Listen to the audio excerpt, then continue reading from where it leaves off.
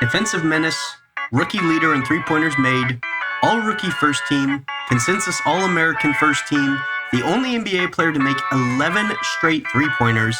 You know who it is. It's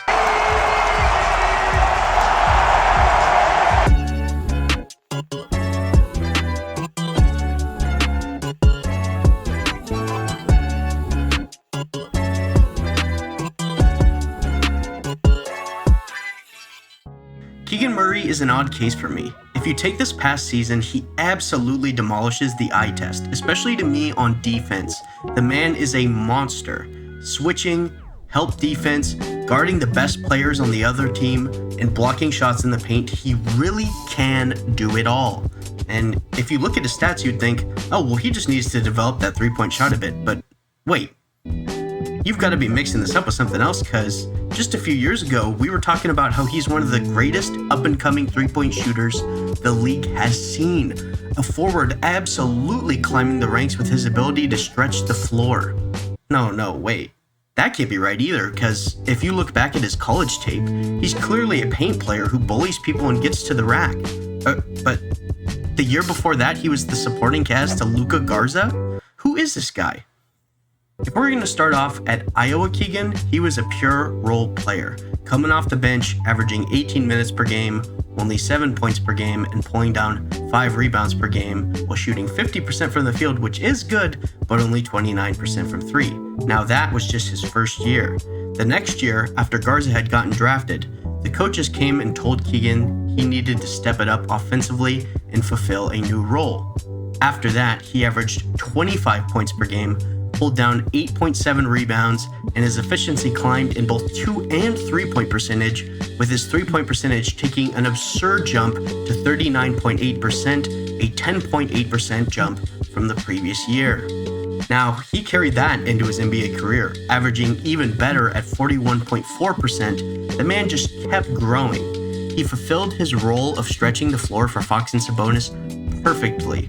Now, as we rounded that year out, we started hearing rumors of Keegan focusing on defense over the summer, and at the start of next season, he looked quite improved, but the thing that we noticed was his percentage had dipped down to 35% from 3, even though his points per game had climbed by 3 points.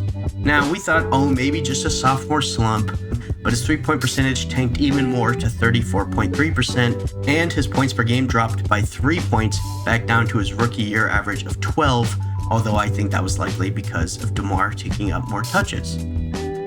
Keegan Murray as a player is absolutely fascinating to me for these reasons. If I described Keegan Murray's different talents throughout the years, you'd think he was some sort of all-time great, but he only seems to be able to truly hone in on 1 or 2 of those areas of skill at a time. I've never seen a player dominate in so many different facets of the game. He efficiently morphs into so many different things, he almost becomes a different kind of player. Complete player evolution year to year. It doesn't make any sense to me. But as some of you may know, Keegan didn't grow to his full size until late in his life, so he spent many years as a guard. I think that laid the foundation for some of the skills that we've seen him develop, and then he became a forward and we got to see him develop in this new role as well. He is the groundwork for both sides of the floor and has absolutely set himself up for success on all areas of the court. Now, with past interviews from previous coaches, they told him, if you need him to do something, he will accomplish it. You tell him to pull down some more boards, his numbers will spike, just like in his rookie year with Mike Brown. You need him to develop into a defender, he can do that for you. But other aspects of his game seem to slip as he focuses his attention and effort into these new areas. I think Keegan absolutely has the potential to be an amazing player. Hell, the quality alone of changing all these different areas and fitting into his role makes him the dream role player for any team in the NBA. You give him a role and a goal and he is going to find a way to play it. But what exactly does that speak to for his ceiling? What I want to know is, what can he learn and develop if he committed himself to it? Like, he committed to defense and became a menace on defense. Could he develop his handle even more? Because I think that's the weakest part of his game, and I'm curious if he committed the time and effort that he has put in these other areas to his weakest parts of his games, what would he be? Could he return to that paint beast he was in college? What exactly can he do when it's requested of him?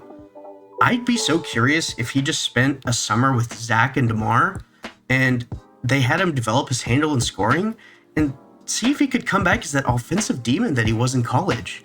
I truly don't know the limits of what he can be at this point. We've seen him slowly develop different weaknesses into strengths and become one of the best players in the league at those areas. His defense is spectacular. I'd like to see him fully mentored and committed just to see what he could become. What if he were to grow in these areas like his defense and became a spectacular player? Now, would we see his defense worsen, similar to his three-point shooting as he developed these areas? Probably, but I want to see what would happen. I'm just so fascinated.